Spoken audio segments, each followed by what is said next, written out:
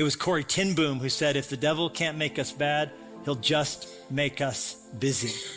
And here we live in this life where just everything's 1,000 miles an hour. And there's texts coming in, and there's things we got to read, and places we got to go, and stuff we got to, just busy.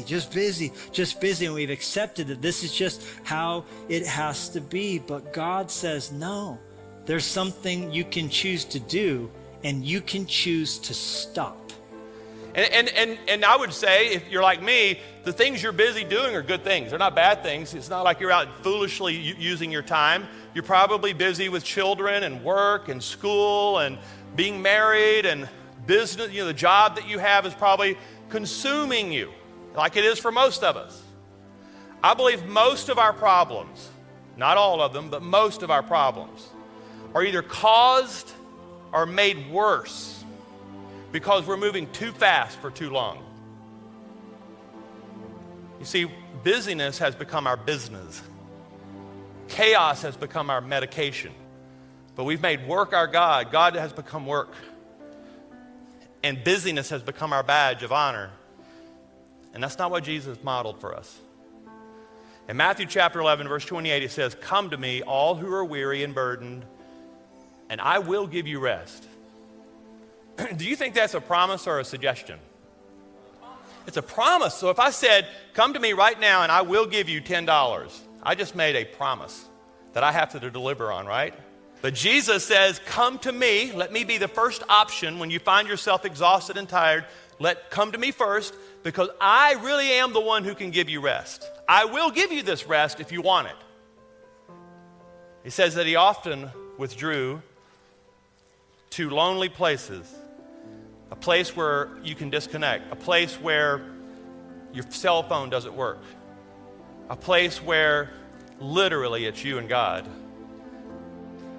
Jesus invites you to come.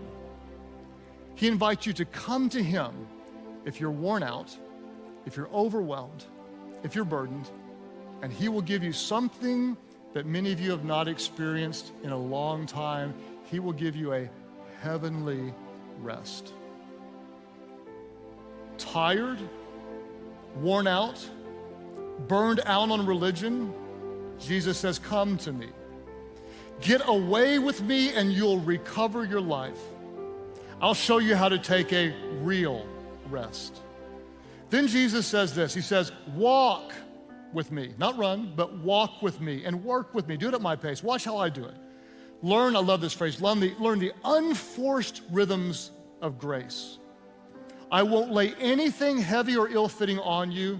Jesus says, keep company with me and you'll learn to live freely and lightly. Jesus says, get away with me and you'll recover your life.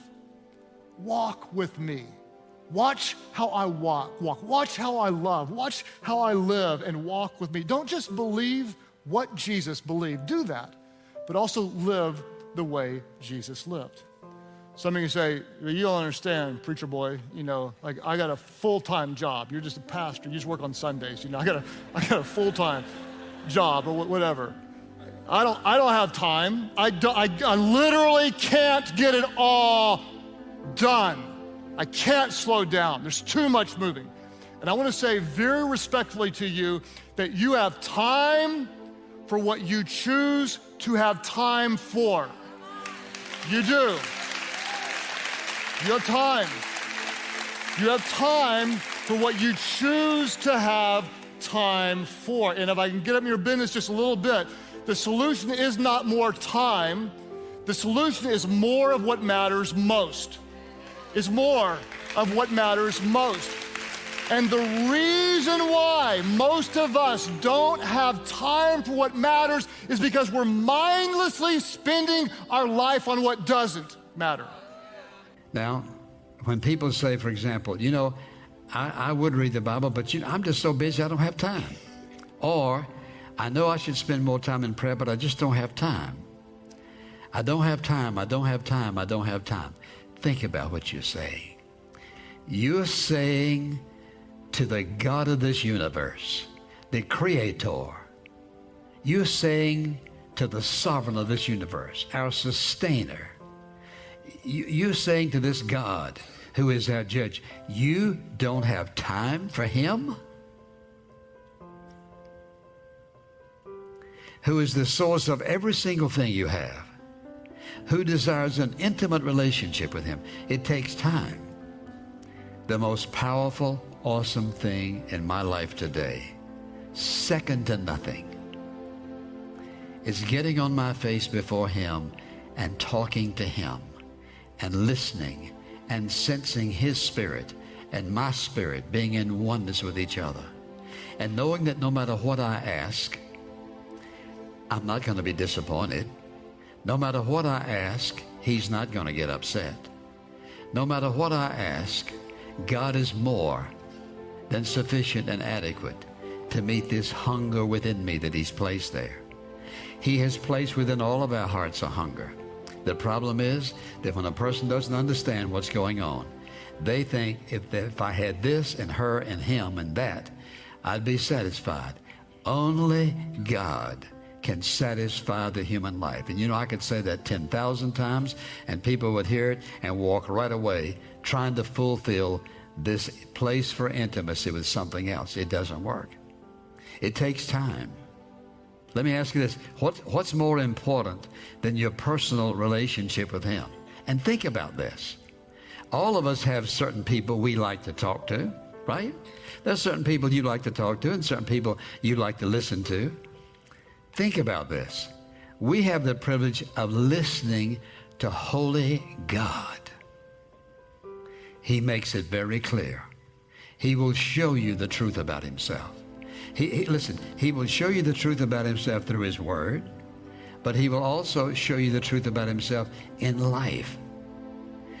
Develop a listening heart, a listening spirit. And the reason people make wrong decisions is because they don't listen to him. One thing you can bet for sure, he will never mislead you. You know why I know that?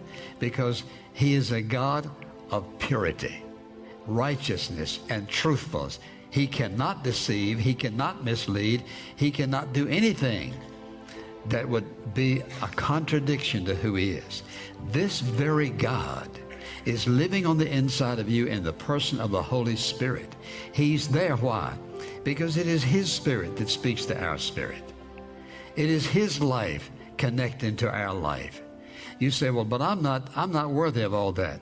The next time you feel that way, you just remember this, that the cross is God's one and final testimony to his awesome, unconditional love for you, no matter what. He does care about you, and he wants to work in your life his awesome grace and love and mercy.